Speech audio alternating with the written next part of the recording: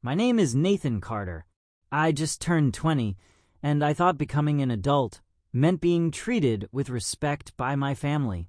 Instead, it meant discovering that I had been nothing more than a silent bank account to them, and that the moment I stopped being useful, while staying invisible, they would discard me without hesitation. This is the story of how my sister uninvited me from her wedding with a cruel text message, how my family laughed while she did it, and how removing my financial support from her perfect day taught me the most important lesson of my young life. Never fund someone else's dream while they treat you like a nightmare. It was a Wednesday evening in March. I was in my apartment near UC Berkeley, making dinner after a long day of classes and work, when my phone started buzzing with notifications from the family group chat. The chat was called Carter Family, with a wedding ring emoji, which my sister Madison had added 6 months ago when she got engaged. The emoji felt like a constant reminder that everything in our family now revolved around Madison's wedding. I wiped my hands on a dish towel and picked up my phone, expecting the usual updates about wedding planning, dress fittings, flower choices, seating arrangements. Madison had been posting constant updates for months, and everyone in the family was expected to react with enthusiasm to every single decision she made. Instead, I saw a message that made my stomach drop. Madison, just finalizing the guest list. Nathan, I need to tell you something. You are not invited to the wedding. It is going to be an intimate ceremony, and we are keeping it small. Just close family and friends. I hope you understand. Goodbye, loser. I stared at the screen, reading the message 3 times to make sure I had understood correctly. My sister had just uninvited me from her wedding. In the family group chat, in front of our parents, our grandparents, our aunts and uncles, our cousins, and she had called me a loser, publicly, casually, like it was nothing. Below her message, I watched the reactions appear.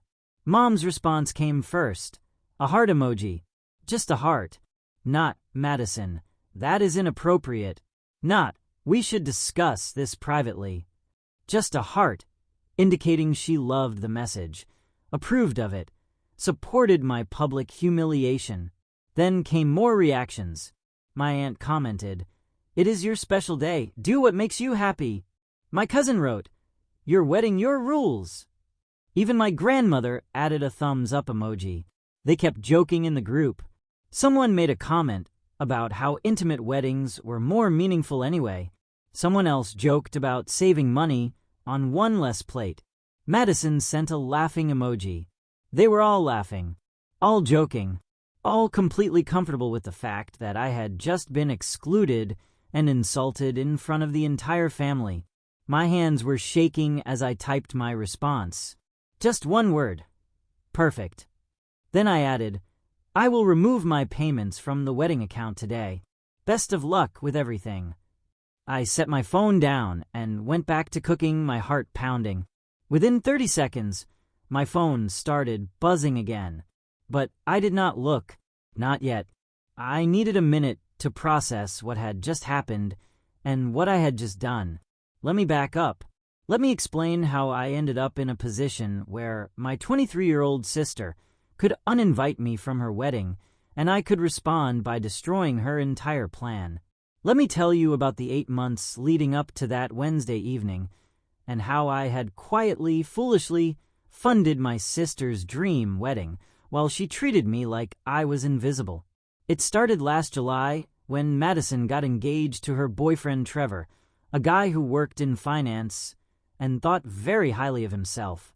The proposal was elaborate and expensive, documented extensively on social media, and my sister spent weeks basking in the attention.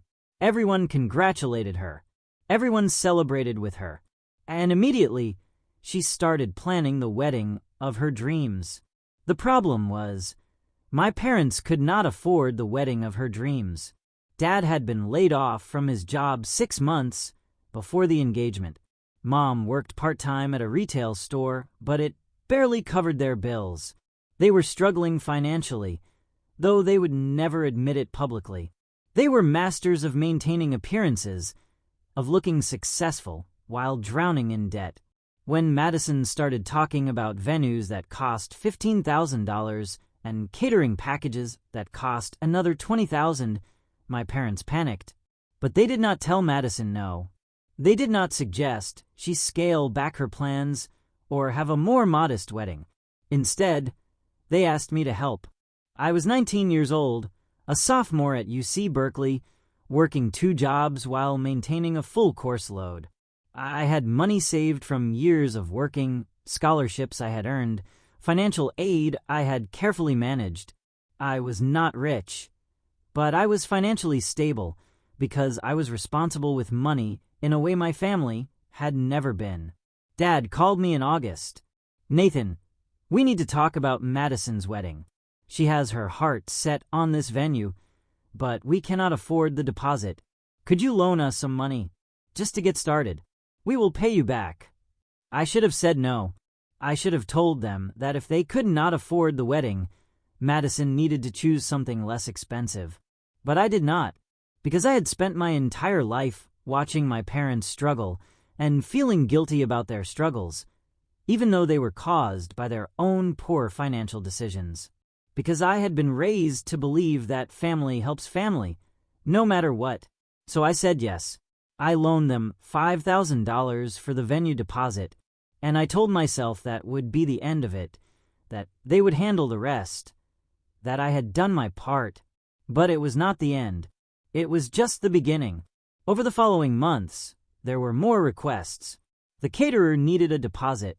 The photographer required advance payment. Madison wanted a specific dress that cost $3,000. The florist needed money up front. The band required a retainer. Every single aspect of this wedding seemed to require money that my parents did not have and Madison refused to do without. And every single time they came to me, Dad would call with another urgent request. Mom would text about another vendor who needed payment. Madison would post in the family chat about how stressed she was, how overwhelming wedding planning was, how she just wanted everything to be perfect. And I would send money, again and again and again. By March, I had given them nearly $30,000. $30,000 that I had saved for my own future, for graduate school, for starting my own life. $30,000 that was supposed to be mine. And it had all gone to funding my sister's wedding, a wedding that apparently I was not even invited to anymore. Here is the thing they did not know, the thing I had never told them. I had not been giving them cash. I had been making payments directly to the vendors. I had contacted each one, explained I was helping with the wedding costs, and set up payment plans in my name. The venue had my credit card on file. The caterer had my bank account information for automatic withdrawals. The photographer had a contract with me as the payer. The band, the florist, the dress shop, all of them had agreements with me, not with my parents or my sister. I had done this partly to protect myself, to make sure the money was actually going to wedding expenses and not to my parents' other debts. But I had also done it because I knew my family. I knew they would never pay me back. At least this way, the money was going directly to its intended purpose. What this meant, though, was that I had the power to cancel everything. Every payment plan I had set up, every deposit I had made, every contract I had signed, it was all in my name. And with one phone call, one email, one cancellation request, I could pull all of that funding. And sitting there in my apartment, staring at my phone, seeing my sister call me a loser while my mother reacted with a heart emoji, seeing my entire extended family laugh about my exclusion, I realized something. I was done. I was done funding people who did not respect me. I was done being invisible, except when they needed money. I was done enabling my sister's extravagant wedding while she treated me like garbage.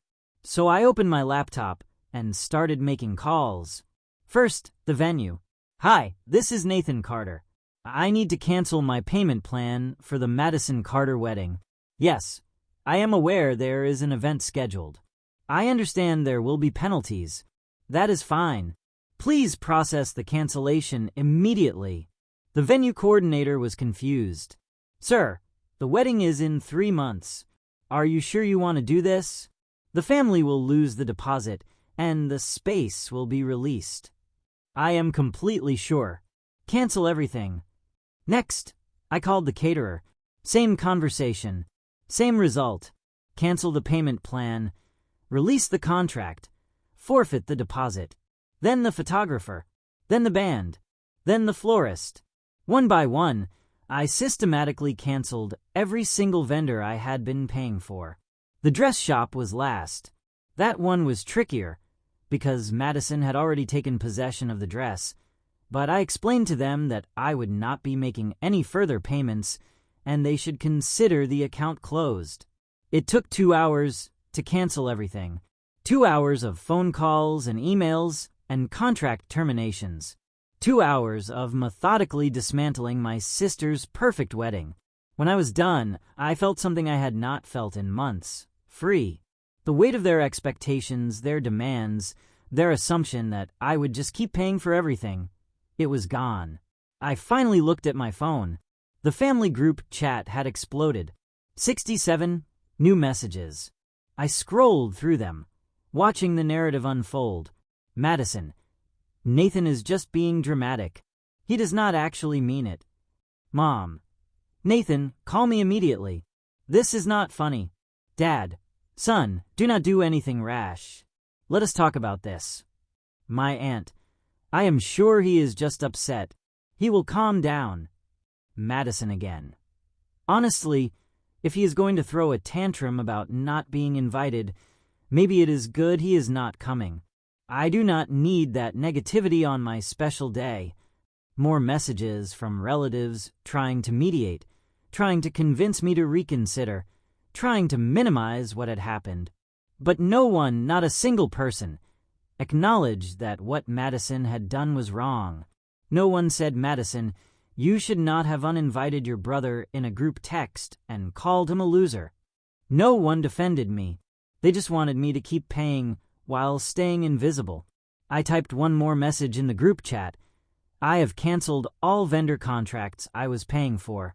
The venue, catering, photography, flowers, band, and dress payments have all been terminated. You will need to make other arrangements. I will not be contributing any more money to this wedding. Good luck. Then I left the group chat, and I turned off my phone. My roommate James came home an hour later and found me sitting on the couch, staring at the wall. Dude, you okay? You look like you have seen a ghost. My sister uninvited me from her wedding, called me a loser, in front of the whole family, so I canceled all the wedding payments I had been making. About $30,000 worth of vendors. James's eyes went wide. Holy shit, you have been paying for her wedding. For 8 months. My parents said they would pay me back. They never did. And now Madison does not even want me there. That is insane. What did your parents say? I do not know. I turned my phone off. Probably smart. They are going to lose their minds when the vendors start calling. He was right. When I finally turned my phone back on the next morning, I had 43 missed calls and over 100 text messages. My voicemail was full, but I did not listen to any of it. I did not read any of it. I just blocked everyone from my family. Mom, Dad, Madison, everyone who had been in that group chat watching my sister insult me and saying nothing to defend me. I went to class. I went to work. I lived my life. And for the first time in 8 months, I did not think about wedding planning or vendor payments or Madison's perfect day. I just thought about myself, my own future, my own goals. The first vendor called Madison the next day. I know this because she managed to email me from an address I had not blocked. The subject line was, "You ruined everything," in all caps. The email was long and incoherent, full of accusations and insults and desperate pleading. The venue had called to confirm the cancellation. They wanted to know if the wedding was still happening. If so, someone needed to come in and sign new contracts and pay the full amount up front. Same with the caterer, the photographer, everyone. Madison was panicking. In her email, she called me selfish, cruel, vindictive, jealous. She said I was ruining her life because I was bitter about not being invited. She said I owed her this wedding because she was my sister and family supports family. She said I would regret this for the rest of my life. I did not respond. I just marked the email as spam and moved on with my day. My parents tried a different approach. Dad somehow found my work number and called the bookstore where I had a shift. My manager came and told me there was an emergency call. When I picked up, it was Dad, his voice tight with anger. "Nathan, what the hell have you done? Do you have any idea what you have cost us?" "About $30,000, I said calmly. "The same amount I cost myself over the last 8 months, funding a wedding I am apparently not invited to. That money was not yours to take back. We had agreements with those vendors." "No, I had agreements with those vendors. They were contracts in my name, paid with my money. I was well within my rights to cancel them. This is Madison's wedding. You are destroying your sister's wedding." Madison destroyed any obligation I had to her when she uninvited me and called me a loser in front of the entire family. Where were you then, Dad? Where were you when she was publicly humiliating me? Where was Mom? Where was anyone? He did not have an answer for that. "Your mother is devastated. She has been crying for 2 days. She reacted to Madison's message with a heart emoji. She approved of me being uninvited and insulted. So, forgive me if I do not particularly care about her tears right now. Nathan, you are being unreasonable." Madison was stressed. She said something she did not mean. "You are making this into a much bigger deal than it needs to be. If it was not a big deal, then losing my financial support should not be a big deal either. You can have the wedding without me and without my money. Problem solved. We cannot afford the wedding without you. Then Madison needs to scale back her plans. Have a smaller wedding, a cheaper wedding, a wedding you can actually afford, like I told you to do 8 months ago before I stupidly agreed to help. So that is it. You are just going to abandon your family?" "I am not abandoning anyone. I am just no longer funding people who treat me like I am disposable. There is a difference." He hung up on me. I went back to work, and I felt absolutely nothing. No guilt, no regret, no sadness. Just relief that I was finally done with their drama. The next attempt came from my grandmother. She sent me a handwritten letter, which was delivered to my apartment a week after the group chat incident. The letter was long and guilt-laden, full of appeals to family loyalty and Christian values and respecting your elders. She told me I was breaking my mother's heart, that I was ruining Madison's happiness, that I was tearing the family apart, that I needed to be the bigger person and forgive and move on. I wrote her back. Just 1 page. I explained calmly and clearly what had happened. How I had been funding Madison's wedding for 8 months. How Madison had uninvited me in a cruel public message. How my parents had supported her actions. How no one had defended me or acknowledged that what she did was wrong. And I explained that I was not tearing the family apart. They had already done that when they decided I only mattered when I was giving them money. I mailed the letter and never heard from my grandmother again. 3 weeks after I canceled the vendors, Madison's wedding imploded completely. I heard about it through a mutual friend from high school who was still connected to my sister on social media. Madison had tried to rebook everything, but without the deposits and without my payments, she could not afford any of the vendors she had originally chosen. She had to downgrade to a much smaller venue, a cheaper caterer, a student photographer. Her dream wedding was gone, replaced by something modest and affordable, which is what it should have been from the beginning. But Madison did not see it that way. According to my friend, Madison was posting constantly on social media about how her brother had sabotaged her wedding, how family betrayal was the worst kind of betrayal, how she would never forgive me. My parents were supporting her narrative, telling everyone who would listen that I had been cruel and vindictive, that I had ruined my sister's special day out of jealousy. The story they were telling was completely different from what actually happened. In their version, Madison had made a small mistake in a moment of stress, and I had overreacted by destroying her wedding. There was no mention of the months of payments I had made, no mention of the $30,000 I had given them, no mention of being uninvited and publicly insulted. Just me as the villain who ruined everything. I did not defend myself. I did not post my side of the story on social media. I did not reach out to relatives to explain what really happened. I just let them tell their version, and I moved on with my life. The people who really knew me would question their narrative. The people who did not know me well enough to question it were not people whose opinions I cared about anyway. My sophomore year ended. Summer came. I stayed in Berkeley working full-time, taking summer classes, building my own life. I had money again, the money I was no longer sending to my family, plus the money I was earning from work. I opened a savings account that only I had access to. I started planning for my future, for graduate school, for the life I wanted to build. And slowly I started to heal. I had not realized how much stress I had been carrying, how much anxiety I had been living with, constantly worried about my family's finances, constantly feeling responsible for their problems. Without that burden, I could breathe again. I could focus on my own goals, my own education, my own happiness. In July, I got a Facebook message from Trevor, Madison's fiancé. The wedding had been pushed back twice because they could not get everything together in time. He wanted to meet with me, to talk, to see if we could work things out. I agreed to meet him at a coffee shop near campus, curious about what he had to say. Trevor showed up looking uncomfortable. "Thanks for agreeing to see me," he said. "I know things have been really messed up." That is one way to put it.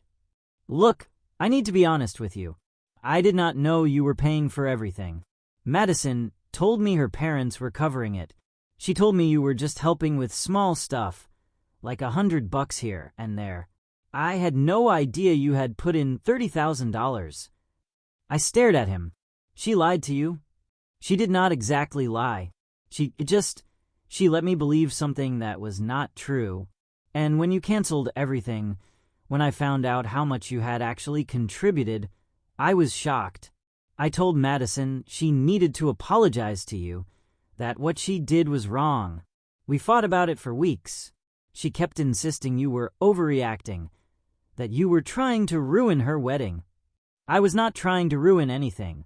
I just was not going to keep paying for a wedding I was not invited to. I get that now. And Nathan, I am sorry. I should have questioned things sooner. I should have asked more questions about where the money was coming from. But Madison is really good at managing narratives, at making people see things the way she wants them to see things. She convinced everyone, including me, that you were the bad guy. Why are you telling me this? Trevor looked down at his coffee cup. Because I am not sure I want to marry someone who treats her family the way Madison treated you. Because I have been seeing patterns that worry me. The way she talks about people behind their backs. The way she manipulates situations to make herself look good. The way she has no problem lying if it serves her purposes. What she did to you, uninviting you like that, in front of everyone, and then expecting you to keep paying, that is not okay. And I am realizing it is not an isolated incident. It is who she is. So, what are you going to do? I do not know yet, but I wanted you to know that I see what happened. I see that you were wronged, and I am sorry I did not see it sooner. We talked for another hour. Trevor asked me questions about growing up with Madison, about our family dynamics, about whether I had seen these patterns before, and I told him honestly that yes, Madison had always been like this. She had always been the golden child, the one who could do no wrong, the one who manipulated situations and blamed others when things went wrong. Our parents had enabled it for years, always making excuses for her, always expecting everyone else to accommodate her. The wedding thing was not an isolated incident, I told him. It was just the first time I had the power to say no and make it stick. Trevor left that coffee shop looking thoughtful. 2 weeks later, I heard through the same high school friend that the wedding was off. Trevor had called off the engagement. Madison was devastated and furious. And of course, she was blaming me. According to her social media posts, I had poisoned Trevor against her, turned him against her family, ruined her life out of spite. I did not respond to any of it. I just blocked her on every remaining platform and moved on. My junior year started with a clean slate. No family drama, no wedding planning, no financial obligations to people who did not respect me. Just me, my education, my work, my friends, my life. I joined some clubs on campus. I started dating someone wonderful who came from a healthy family and could not believe the way mine had treated me. I started therapy to work through the complicated feelings of essentially being disowned by your own family. Do you regret canceling the wedding payments? My therapist asked during one session. No, not even for a second. The only thing I regret is agreeing to pay for it in the first place. I should have said no from the beginning. Why did not you? Because I was raised to believe that family comes first, that you sacrifice for family, that saying no to family makes you selfish. But I have learned that family should not require sacrifice. Real family does not exploit you. Real family does not treat you like you are invisible until they need something.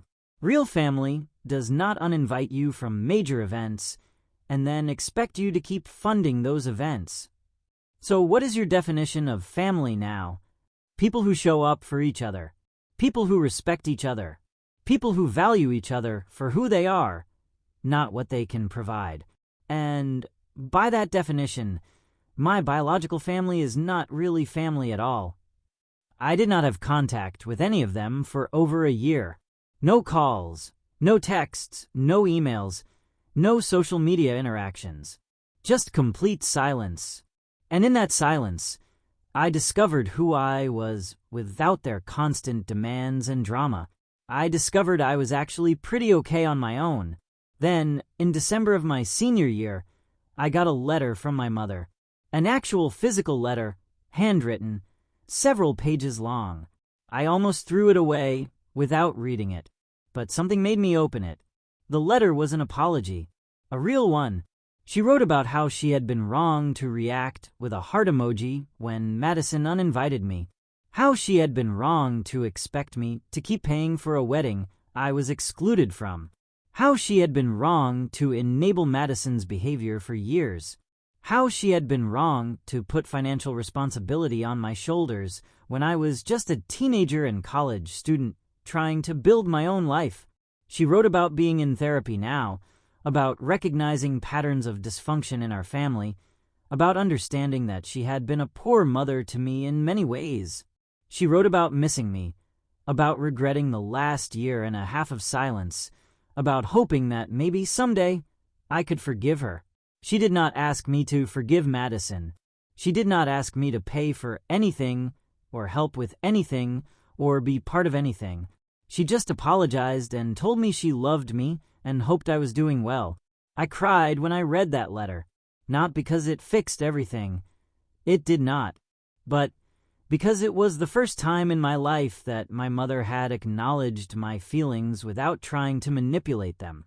The first time she had taken responsibility for her actions instead of making excuses.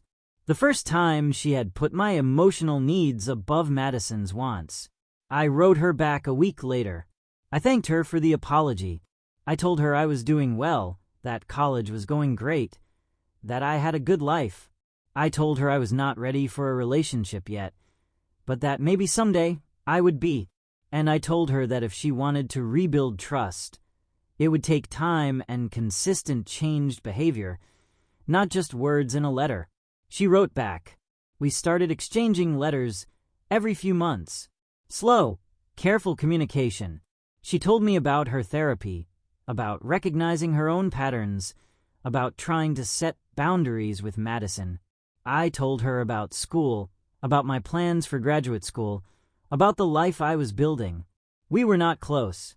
We might never be close, but we were communicating honestly for the first time ever. Madison never apologized. According to Mom's letters, Madison still insisted she had done nothing wrong, that I had overreacted, that I had ruined her life.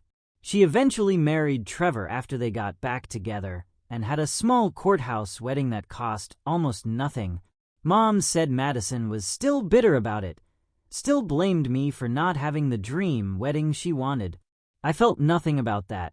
No guilt, no satisfaction, just nothing. Madison had made her choices. She had chosen to treat me poorly, to uninvite me from her wedding, to call me a loser, and I had chosen to stop funding her dreams while she treated me like garbage.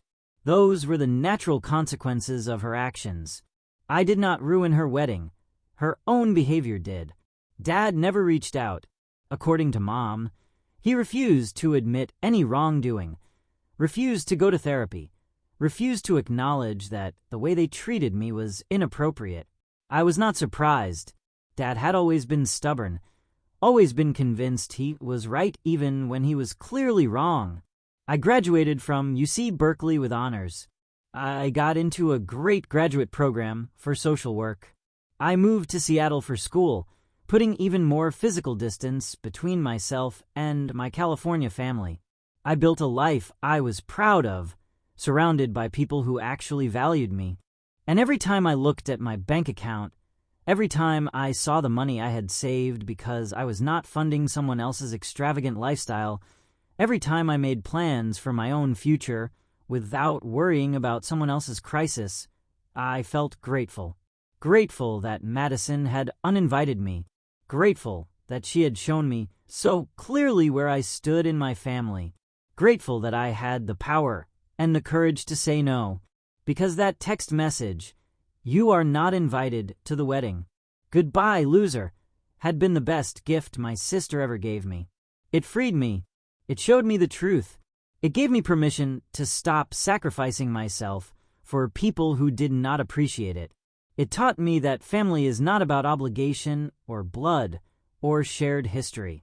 Family is about mutual respect, genuine care, and reciprocal support. And by that definition, I did not have much family.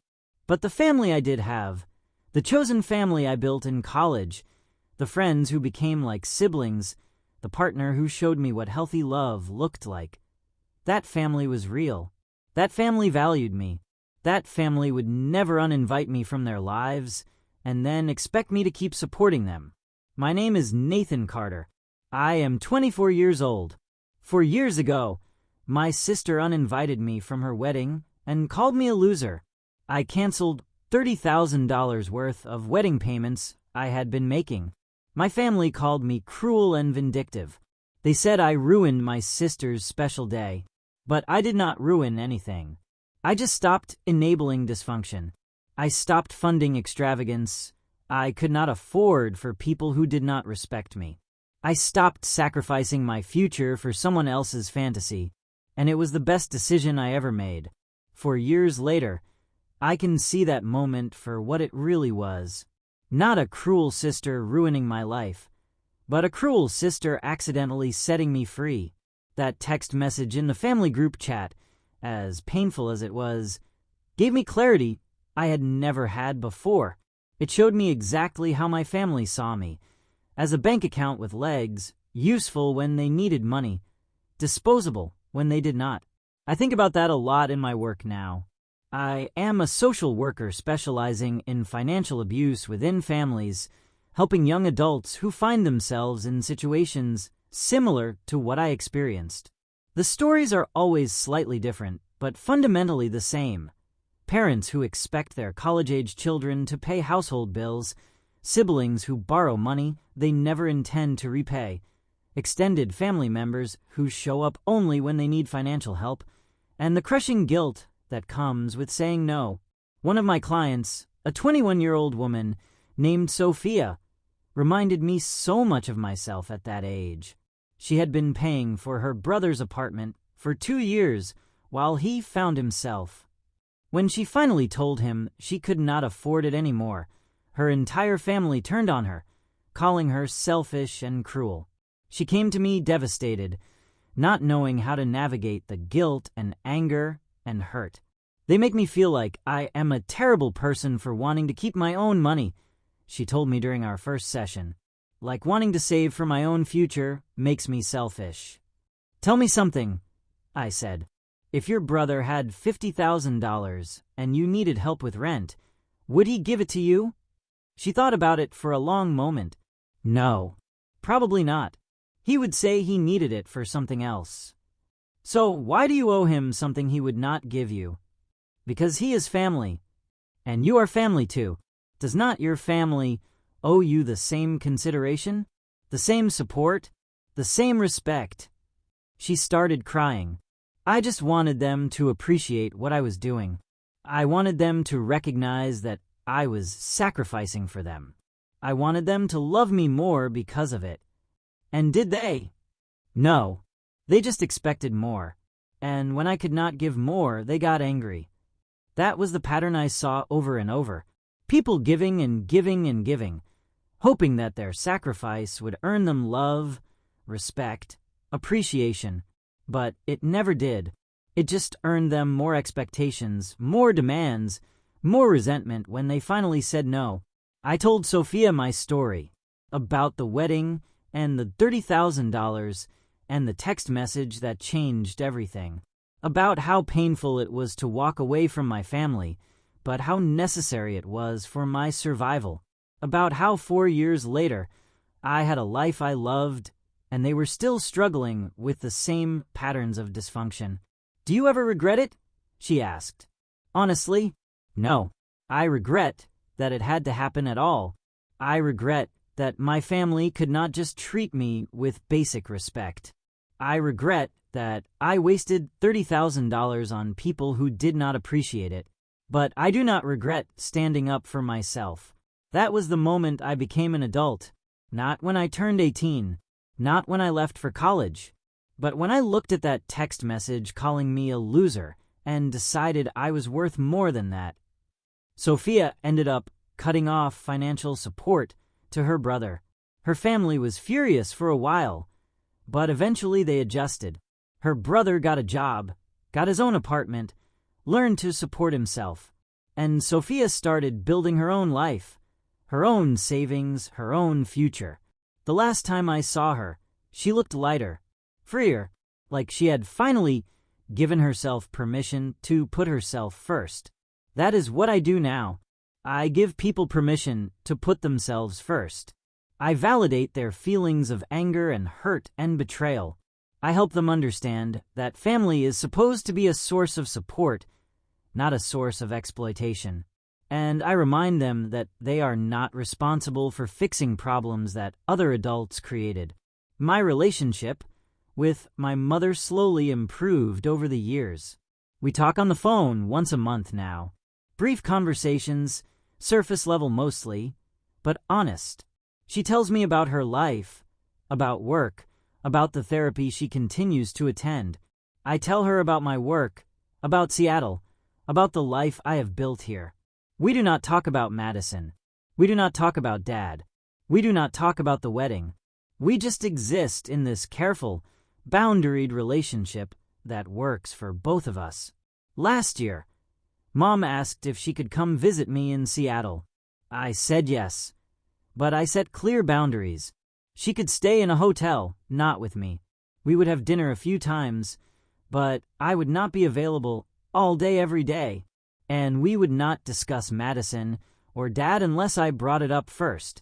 She agreed to all of it. The visit was strange but good. We went to Pike Place Market, had coffee at a cafe overlooking the water, walked around the University of Washington campus where I was doing my graduate work. She met my partner, who she was polite and respectful toward, even though I knew she had opinions about our relationship that she was keeping to herself. On her last night in Seattle, over dinner at a restaurant downtown, she said something that surprised me. "I am proud of you, Nathan, for building this life, for standing up for yourself, for not letting us destroy you. You did not destroy me. You tried, maybe, but I would not let you." "I know, and I am grateful for that, because if you had kept giving us money, kept sacrificing yourself, kept letting us treat you poorly, you would be miserable now, and I would be responsible for that. At least this way, you are happy, even if it means I barely get to see you. You get to see me because you changed," I said, "because you went to therapy, because you acknowledged what happened, because you respected my boundaries. If you had done what Madison did, if you had insisted you did nothing wrong, if you had kept expecting me to fund your life, we would not have any relationship at all."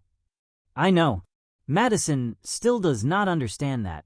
She still thinks you are the villain in her story." "How is she doing?" I asked, surprising myself. I rarely asked about Madison. "She is okay. Still married to Trevor. They have a baby now, a little girl. Madison is a stay-at-home mom. Trevor works long hours to support them. They struggle financially, but they are making it work." "Does she ever talk about what happened? About the wedding?" Mom shook her head. "She has convinced herself that you ruined her wedding out of jealousy. She has rewritten the whole story in her head. In her version, she was a stressed bride who made one small comment, and you overreacted by destroying everything. She has no memory of calling you a loser. She has no memory of how much money you gave us. She just remembers that you canceled the wedding and ruined her life. That must be nice for her, getting to rewrite history however she wants. It is not healthy. Her therapist has told her as much. But Madison is not ready to face reality yet. Maybe she never will be. I have had to accept that." I felt sad for my mother in that moment, sad that she had one son who had walked away and one daughter who refused to grow up, sad that she was stuck in the middle, trying to maintain relationships with both of us, knowing we would never reconcile, sad that her family had fractured and there was no putting it back together. But I also felt grateful, grateful that I had gotten out, grateful that I had built a different life, grateful that I was not Madison, stuck in a prison of my own making, unable to see my own role in my own unhappiness. After Mom left, my partner asked me how I felt about the visit. "It was good," I said. "Bittersweet, but good. She has changed. Not completely, not perfectly, but enough. Enough that we can have a relationship, even if it is a limited one." "Do you think you will ever have a relationship with your dad or your sister?" "With Dad? Probably not. He has not changed at all. According to Mom, he still insists he did nothing wrong. Still thinks I owed it to the family to pay for the wedding. Still thinks I am a traitor for walking away. There is no relationship to build there. And Madison?" I thought about it. I do not know. Part of me wants to believe she could change someday, that she could wake up and realize what she did was wrong, that she could apologize and we could rebuild some kind of relationship. But honestly, I do not think that is going to happen, and I have made peace with that. I do not need her in my life to be happy. I have built a life without her. A good life. A life I love. What if she reaches out someday? What if she apologizes? Then I will listen. I will consider it. But I will not automatically forgive her or let her back into my life. She would have to prove that she has changed, that she understands what she did, that she respects my boundaries. And even then, I do not know if I could trust her. Some wounds are too deep to fully heal. My partner hugged me. "You are so much stronger than you give yourself credit for." I did not feel strong when it was happening. I felt weak and hurt and scared. But I guess strength is not about never feeling those things.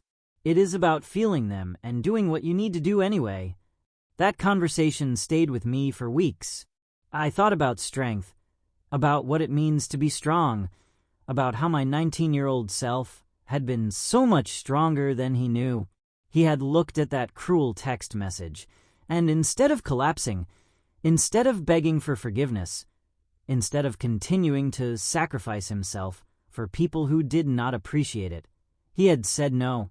He had protected himself. He had walked away. That was real strength, not the absence of fear or hurt or anger, but the willingness to act in your own best interest despite those feelings. The willingness to set boundaries, even when setting boundaries means losing people. The willingness to choose yourself when no one else will choose you.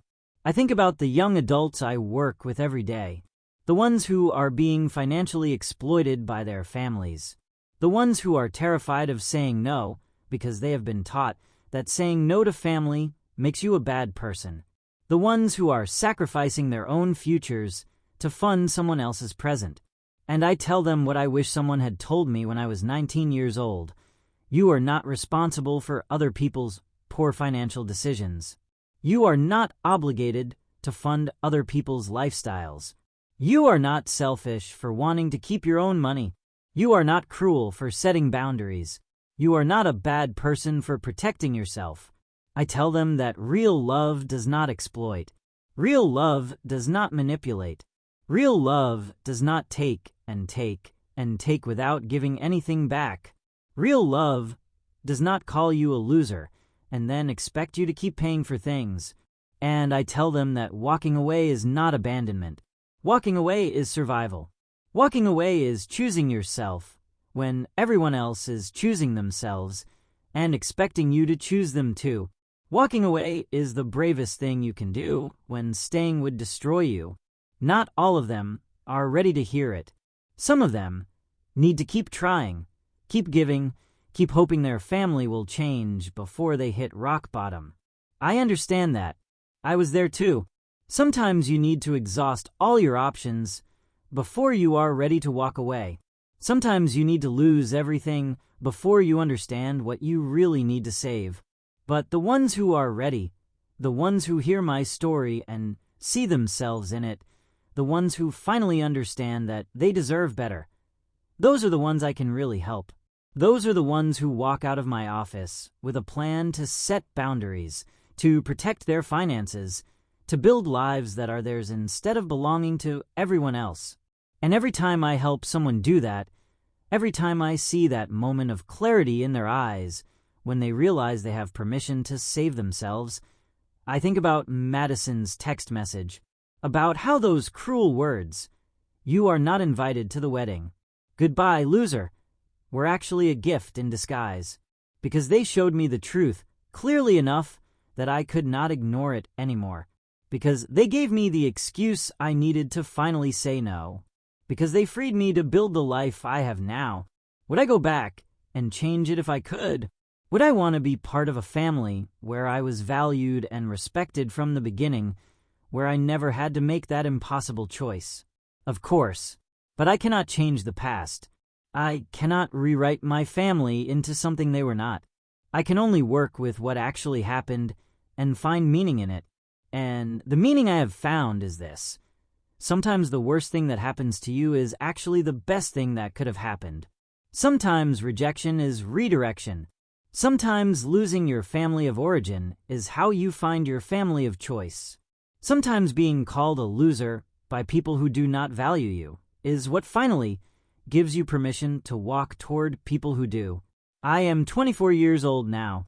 I have a career I love, a partner who treats me with respect, friends who are like family, a savings account that is actually mine, a future I am excited about, and peace, real peace, the kind that comes from knowing you made the hard choice and survived it. Madison's wedding happened eventually.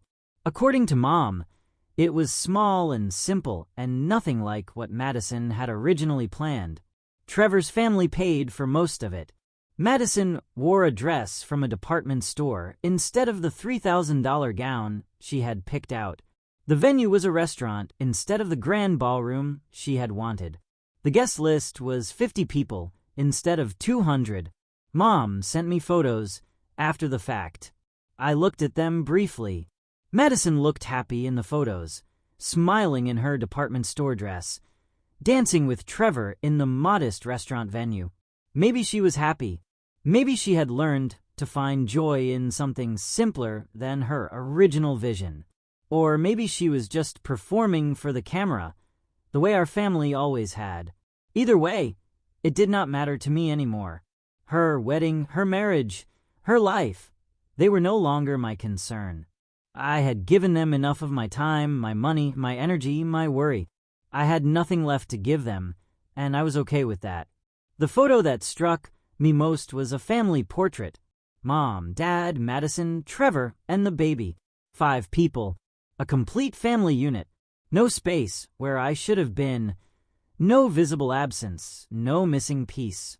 They had closed ranks after I left, filling in the gap I had created, rewriting the family narrative without me in it. And I felt nothing looking at that photo. No sadness, no longing, no sense of missing out. Because I had my own photos now. Photos with my partner and our friends.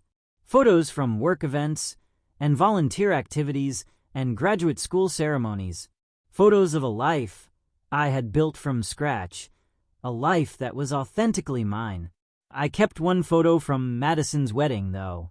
Not because I wanted to remember the day, but because I wanted to remember the lesson.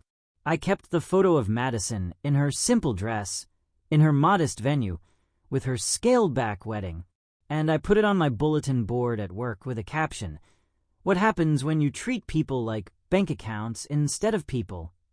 It serves as a reminder, to me and to my clients, that actions have consequences, that you cannot exploit people indefinitely and expect them to keep supporting you, that sometimes the most loving thing you can do for someone is to stop enabling their dysfunction and let them face reality. Some of my colleagues think I am too harsh. They think I should have forgiven Madison, should have kept a relationship with my family, should have found a way to make it work. They think cutting off contact was extreme, that I should have tried harder to maintain family connections. But they did not read that text message. They did not see my mother react with a heart emoji. They did not watch my entire extended family laugh while I was publicly humiliated. They did not spend 8 months bleeding themselves dry financially for people who saw them as nothing more than a funding source. They do not understand that sometimes trying harder just means hurting longer, that sometimes family connections are not worth maintaining if they require you to sacrifice your self-respect, that sometimes the healthiest thing you can do is walk away and never look back. I did what I needed to do to survive, and I would do it again in a heartbeat. Last month, I gave a presentation at a conference about financial abuse within families. I shared my story, anonymized enough to protect privacy, but real enough to resonate. I talked about the warning signs, the manipulation tactics, the guilt that keeps victims trapped. I talked about the importance of boundaries and the necessity of sometimes walking away. After the presentation, a young man approached me. He was probably around 21, with tired eyes and slumped shoulders. "That story you told," he said, "about your sister's wedding, that was your real story, was not it?" "Yes." "How did you do it? How did you find the courage to actually cancel everything and walk away?" I thought about it. Honestly, I did not feel courageous at the time. I felt angry and hurt and betrayed, but I also felt clear. For the first time in my life, I could see exactly how my family saw me. And once I saw it, I could not unsee it. The choice became obvious. Keep funding people who did not respect me, or stop and face whatever consequences came. "My brother is getting married next year," the young man said. "I have been paying for most of it, because my parents cannot afford it. And last week, he told me he is limiting my +1 options, because his fiancée does not like my girlfriend. He is controlling who I can bring to a wedding I am paying for. What are you going to do?" "I do not know. He is my brother. Family is supposed to support family, right? Family is supposed to respect family too. Support is mutual, or it is exploitation. If your brother wants your money, but not your girlfriend, he is telling you exactly what he values. The question is, what do you value? Your money and your dignity, or your brother's approval? He looked at me for a long moment.